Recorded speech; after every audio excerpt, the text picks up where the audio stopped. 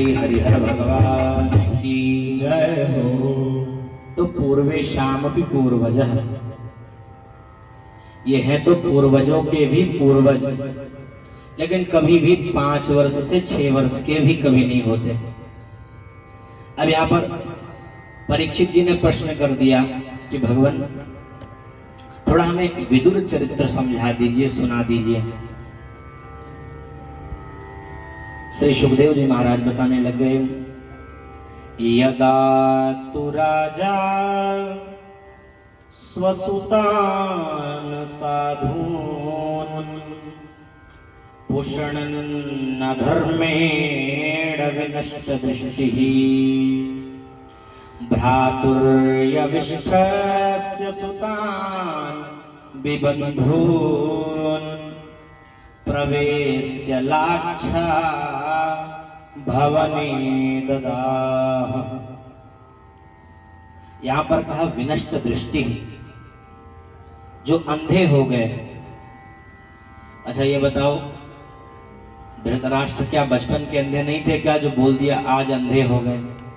धृतराष्ट्र जी तो बचपन के अंधे थे, लेकिन यहां पर कहा कि बाहरी तो ये नेत्र हैं, लेकिन अंदर भी 2 नेत्र हैं। कौन कौन से? ज्ञान विराग नयन उर्गारी, ज्ञान विराग नयन उर्गारी, ज्ञान विराग नयन उर्गारी, ज्ञान विराग नयन उर्गारी। तो ज्ञान और वैराग्य रूपी जो आंतरिक नेत्र हैं, आज पुत्र के प्रेम में, पुत्र की आसक्तियों में आज धृतराष्ट्र जी अंधे हो गए। विदुर जी महाराज ने धृतराष्ट्र जी से कहा कि भैया महाराज जी, आपका पुत्र दुर्योधन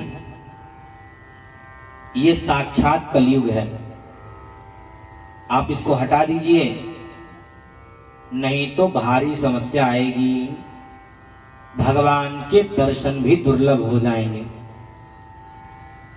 धृतराष्ट्र जी को तो ठीक ठाक समझा रहे हैं, लेकिन धृतराष्ट्र जी तो कुछ बोले नहीं। उसी पास में दुर्योधन आदि खड़े थे, नाराज हो गए। विदुर जी ने समझाया कि देखो भैया, अगर पूरा शरीर बचाना है, कहीं हाथ में, कहीं पैर के अंगूठे में कोई फोड़ा फुंसी हो जाए, यदि उस एक अंगुली को काट देने से, एक हाथ काट देने से पूरा शरीर बचा रह जाए, तो उस एक अंगुली को, उस अंगूठे को, उस हाथ को काट देना चाहिए। हो सकता है वो कैंसर की तरह पूरे शरीर में फैल जाए, इसलिए उतने पर उसको समाप्त कर दीजिए। ये बात दुर्योधन को बड़ी बुरी लगी, नाराज हो गया। बोला क एन मत्रोपजुहाव जह्यं दास्याः सुतं यत् बलिनैव पृष्टः। बोले हमारे यहाँ रह करके हमारी रोटी तोड़ रहा है और हमको ही यहां से भगाने के लिए कह रहा है। खूब खरी खोटी सुनाई। और देखिए विदुर जी विद्वान महापुरुष हैं। एक सूत्र हमारे जीवन में उद्भासित होता है, हमारे जीवन को यदि देखना है और इसको ठीक ठाक करना है तो इन बातों का ध्यान रखें। सचिव वैद्य गुरु तीनी जो प्रिय बोलहि भय आस। राज धर्म तन तीनी करी होहि बेगहि नास। यह सुंदरकांड का वाक्य है। गोस्वामी श्री तुलसीदास जी महाराज लिखते हैं कि यदि सचिव चाटुकार हो जाए तो राजगृह की समाप्ति हो जाएगी। वैद्य यदि अपने मरीज के अनुसार, मरीज कहे कि देखो भाई कड़वी दवा हमको अच्छी नहीं लगती, मीठी दवा हमको दो, तो मरीज स्वस्थ नहीं होने वाला है। मरीज के अनुसार यदि वैद्य चलेगा तब उस मरीज का भी जीवन नहीं रह पाएगा, वह मरीज भी मर जाएगा। शिक्षक है, शिक्षक यदि अपने शिष्य की तरह, शिष्य जैसा चाहे वैसा पढ़ाए तो शिष्य का भी उद्धार नहीं होगा। गुरुजी कहें कि गा का तात्पर्य है गणेश, और वो कहे गुरुजी आप गलत बोल रहे हैं, इस तरह पढ़ाइए, ग मतलब गधा, तो ठीक है, शिष्य गधा पढ़ेगा तो गधा तो बनेगा ही। तो ये बहुत आवश्यक है हमारे जीवन में। सचिव वैद्य गुरु ये अगर अपने अपने व्यक्तियों के द्वारा चलने लग जाएंगे तो समाप्ति आवश्यक है, हो ही जाएगी। विदुर जी से कह दिया कि भाग जाओ हमारे यहां से। विदुर जी ने अपना वह धनुष बाण सब उठाया और उन्हीं के देहली पर रख दिया कि ये लोग कहीं ये ना समझ लें कि विदुर आज यहां से छोड़ कर जाएगा तो हमारे जो शत्रु हैं उनके समूह में मिल जाएगा। नहीं, आज से युद्ध करना समाप्त। आजकल होता है ना, नाम नहीं लूंगा, लेकिन भाजपा से अगर भगाए गए तो सपा में आ जाते हैं, सपा से भगाए गए तो भाजपा में आ जाते हैं, तो अदला बदली चलती रहती है। तो यहाँ पर यही सूत्र हुआ कि नहीं, अगर छोड़ दिया तो छोड़ दिया, अब नहीं करना तो बिल्कुल नहीं करना है। तो बड़ी इस तरह की बातों को सुनते हुए विदुर जी महाराज तो भगवान की मंगलमयी कथा श्रवण करने की इच्छा से विचरण करने लग गए। और विचार कीजिए, विदुर जी और विभीषण जी में अंतर नहीं था। विदुर जी जैसे ही तीर धनुष आदि छोड़ करके गए उसी समय कौरवों की आयु मानो समाप्त हो गई। इधर लंका से जैसे ही विभीषण जी ने लंका का त्याग किया उसी समय लंका आयुहीन हो गई। गोस्वामी श्री तुलसीदास जी महाराज ने लिख दिया, अस कही चला विभीषण जबहि आयुहीन भय सब तबहि। अस कही चला विभीषण जबहि आयुहीन भय सब तबहि। आयुहीन भय सब तबहि। विभीषण जी ने त्याग किया, किसका वर्ण किया? बोले साक्षात परम पिता परमेश्वर का वर्ण कर लिया। देखिए विभीषण जी की उपमा कैसी है। जब ये जाते हैं राम जी के पास, राम जी परिचय पूछते हैं तो राम जी से अपना परिचय जानते हैं, क्या बताते हैं कि मैं लंकापति रावण का छोटा भाई विभीषण। चाहते तो अपने दादा परदादा का भी नाम, पिता का नाम ले लेते, पुलस्त जी का नाम ले लेते, विश्रवा जी का नाम ले लेते, लेकिन वास्तविक बात बताई कि देखो भाई मैं उसका भाई हूं। भगवान ने तुरंत स्वीकार कर लिया। भगवान कहते देखो मोहि कपट छल छिद्र न भावा, मुझे छल और छिद्र पसंद नहीं, जो भी है वही हमको बता दो, वही हमको दिखा दो। हम तुम्हारे सुंदरता से रीझने वाले नहीं हैं। कुबड़ा आदि थी, भगवान ने उन्हें सुंदरी कह करके उनका आवाहन किया। तो ये भगवान में ही सामर्थ्यता है। विदुर जी महाराज ने गृह त्याग किया, तीर्थ यात्रा के लिए निकले। तीर्थाटन करते करते एक यमुना किनारे पहुंचे और यमुना किनारे पहुंचते ही उनकी उद्धव जी से भेंट हो गई। कालेन तावत् यमुनामुपेत्य तत्रोद्धवं भागवतं ददर्श। भगवान के परम प्रिय मित्र श्री उद्धव जी महाराज से भेंट हुई है। कह दिया, अरे भैया उद्धव बताओ कैसे हो। बहुत प्रश्न किए, महाभारत के लिए प्रश्न किया कि वो जो महाभारत हो रहा था उस महाभारत का क्या हुआ। हमारे भगवान परमाराध्य भगवान जगत पिता जगदीश्वर जगदाधार विश्ववंद्य भगवान श्री कृष्ण का हाल समाचार क्या है। जैसे ही सुना कि भगवान अपने लोक को चले गए, उद्धव जी के अश्रु बहने लग गए। उद्धव जी ने कहा कि देखो प्रभु, अब इस समय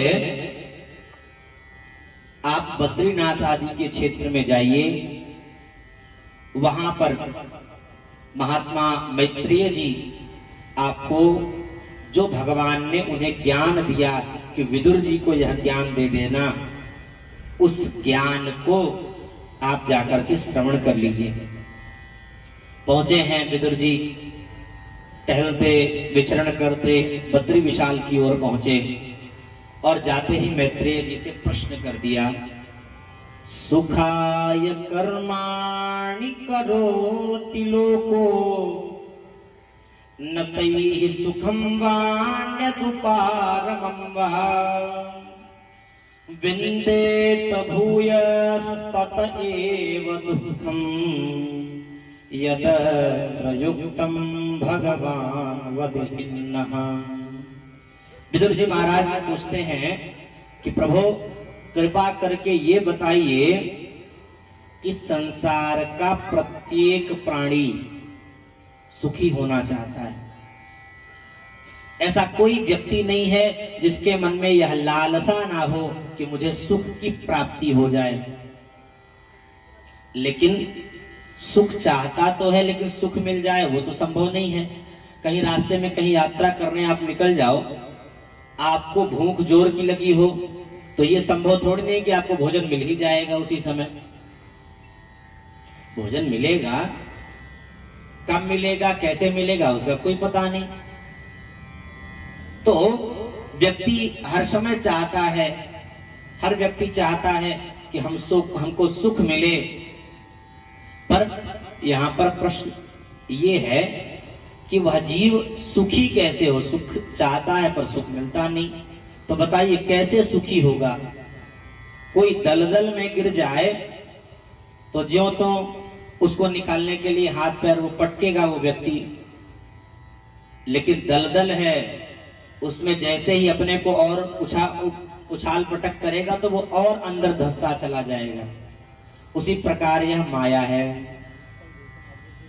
काम क्रोध मद लोभ सब नाथ नरक के पंथ, सब परिहरि रघुवीर भजहु भजहि जहि संत।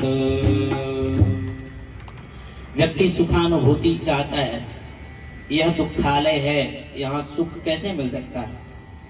अपूर्ण की इच्छा आप लोग करते हैं तो विषय जो है वो स्वयं अपूर्ण है। विषय क्या है, आपके मन में ये इच्छा हुई कि मेरे रहने के लिए एक मकान हो जाए। आपने जमीन ली, उसमें साधारण मकान बना लिया। मन में यह भाव आया गर्मी का समय चल रहा है, एसी की व्यवस्था हो जाए।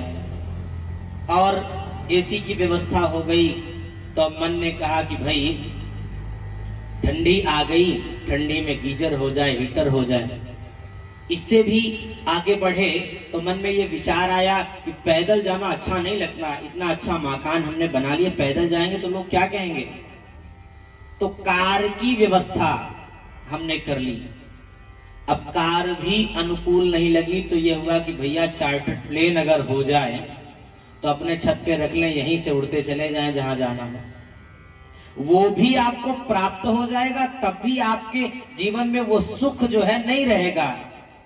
आप बहुत अच्छे हो जाएं, बहुत सुख मिल जाए तो ये लगता है भैया डायबिटीज हो गई। चैन से व्यक्ति खा नहीं सकता, बहुत धन हो जाए व्यक्ति चैन से सो नहीं सकता। इसलिए जिसके पास सोना नहीं है वही सही से सो पाता है। बहुत धन होने पर व्यक्ति को निद्रा नहीं आती, अरे मेरे पैसे का दुरुपयोग कोई ना कर ले, मेरे पैसे कोई छीन ना ले, कोई चोरी ना कर ले। वो विषय है, वो सदैव अपूर्ण रहने वाला है, वह पूर्ण नहीं होता। यदि पूर्ण आपको रहना है तो पूर्णतम परमात्मा का आप अनुसरण कीजिए। वह पूर्णतम परमात्मा कौन है?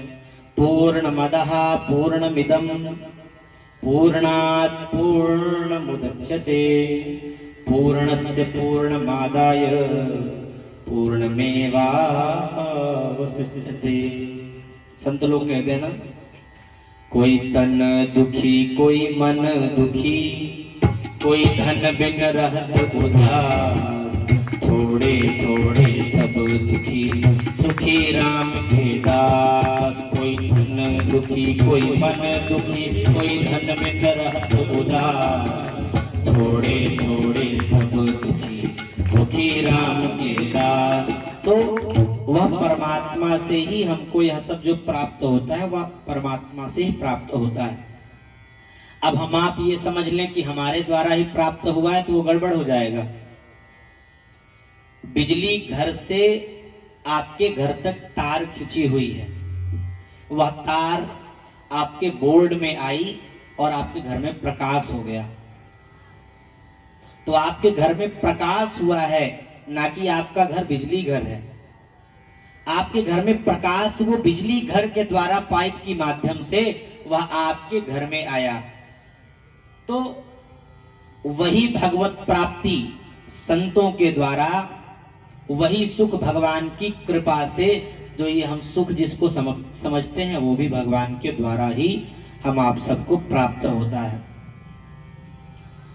श्री राम जय जय राम, श्री राम जय राम, श्री राम जय राम जय जय राम, श्री राम जय राम जय जय राम, श्री राम जय राम जय जय राम, श्री राम जय राम जय जय राम, श्री राम जय राम जय जय राम, श्री राम जय राम जय जय राम, श्री राम जय राम जय जय राम, श्री राम जय राम जय जय राम, श्री राम जय राम जय जय राम, श्री राम जय राम जय जय राम, श्री राम जय राम जय जय राम, श्री राम जय राम जय जय राम, श्री राम जय राम जय जय राम, श्री राम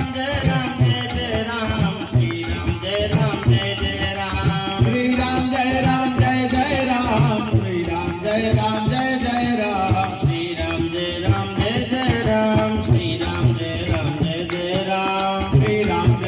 जय राम, श्री राम जय राम जय जय राम, श्री राम जय राम जय जय राम।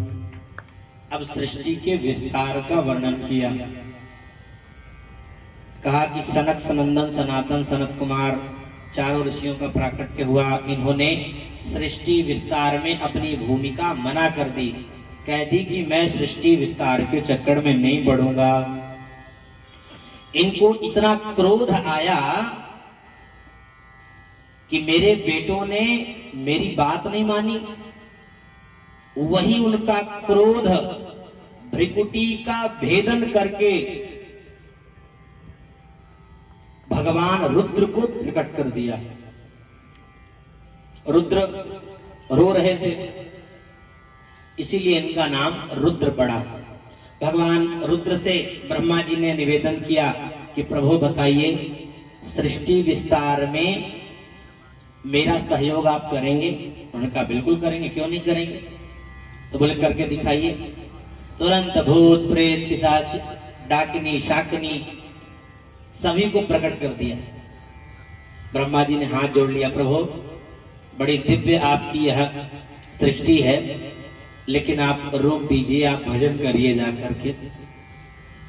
तो भगवान रुद्र भजन करने के लिए चल पड़े। आगे क्या किया श्री ब्रह्मा जी महाराज ने, 10 ऋषियों को प्रकट किया, अपनी वाणी से परम सुंदरी कन्या सरस्वती को प्रकट किया है, अपनी छाया से महामुनि कर्दम जी को प्रकट किया है। ये सब ब्रह्मा जी की मानसी सृष्टि है। इसके बाद विधाता ब्रह्मा जी ने विचार किया कि इससे काम चलने वाला नहीं है, तो अब की क्या किया, वामांग से कन्या और दक्षिणांग से पुरुष को जन्म दिया, प्रकट कर दिया। इन्हीं का नाम मनु और शतरूपा हुआ।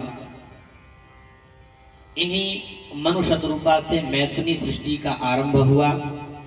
हम सभी मनु पुत्र होने के नाते मानव कहलाए। आज का विज्ञान कहता है कि हमारी उत्पत्ति बंदरों से है। बताइए, मैं तो कहता हूं जो कहते हैं केवल उन्हीं की उत्पत्ति बंदर से, हमारी उत्पत्ति भगवान से है जी। बताइए ना, वो बंदर पूंछ, हम लोगों की तो पूंछ नहीं है। हाँ, ये है कि पूंछ हम लोगों की बहुत है। तो ये स्थिति है। विज्ञान, ये जो पाश्चात्य संस्कृति के द्वारा प्रकट हुआ, उन सब ने धूल दूषित कर दिया। हमारे यहाँ वेदांत का पहला श्लोक है, जन्माद्यस्य यतः। भागवत के प्रथम स्कंद के प्रथम श्लोक में कह दिया, तेजो वारि मृदाम यथा विनिमयो यत्तत् सर्गो मृषा।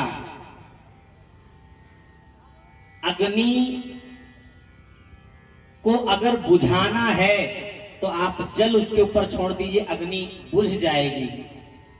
लेकिन आपको बताएं, अग्नि की उत्पत्ति जल से है। जो भी आज हम लोग विद्युत प्रकाश जो देख रहे हैं, यह बिजली कहां से आ रही? जल से तो ही ये बिजली आ रही है कि नहीं? तो हमारे शास्त्रों ने पहले ही बता दिया। यहां पर मनु शतरूपा की बात हुई। मनु शतरूपा ने कहा, हम सृष्टि का विस्तार कैसे करें? धरती तो है ही नहीं। बोले धरती कहां चली गई? बोले धरती समुद्र में चली गई। भगवान विचार के द्वारा, ब्रह्मा जी के विचार के द्वारा भगवान प्रकट हो गए। भगवान का वराह अवतार हुआ। बोलिए वराह भगवान की जय। छोटा सा वह वराह धीरे धीरे इतना बड़ा हो गया, इतना बृहदाकार हो गया। सभी ने खूब स्तुति उनकी गाई। वो पहुंचे समुद्र में। समुद्र में जैसे ही पहुंचे, नीचे धरती उनको समुद्र के अंदर धरती दिखाई दी। धरती को उठाया, तभी उधर से हिरण्याक्ष नामक दुष्ट जो है उसमें आ गया। भगवान को गालियां देने लग गया, भगवान को मारने के लिए दौड़ पड़ा। तो भगवान ने उसको समाप्त कर दिया, उसको मार दिया। यहां पर तुरंत परीक्षित जी ने प्रश्न कर दिया कि प्रभु, यह हिरण्याक्ष कौन ऐसा दुष्ट है जिसने भगवान से भी लड़ लिया, भगवान को युद्ध के लिए चुनौती देने लग गया। यहां पर बताने लग गए, देखो भाई, मनु के 2 पुत्र हुए और 3 पुत्रियां हुई। आकुति, देवहूति और प्रसूति, ये 3 उनकी बेटियां हुई। और 2 बेटे हुए, प्रियव्रत और उत्तानपाद।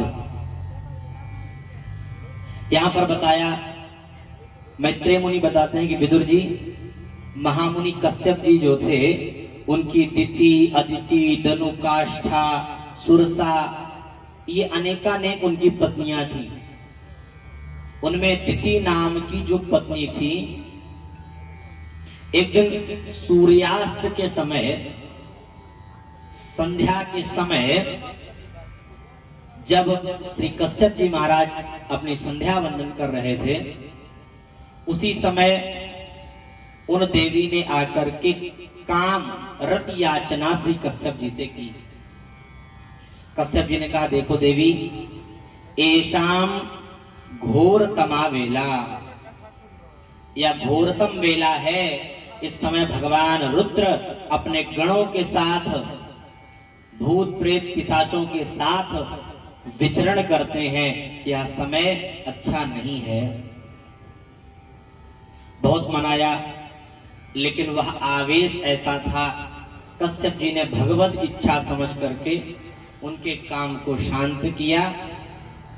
अब जैसे ही वह काम शांत हुआ, भगवती दीति क्षमा याचना मांगने लग गई। भगवान क्षमा कर दीजिए, मुझे ज्ञान नहीं था।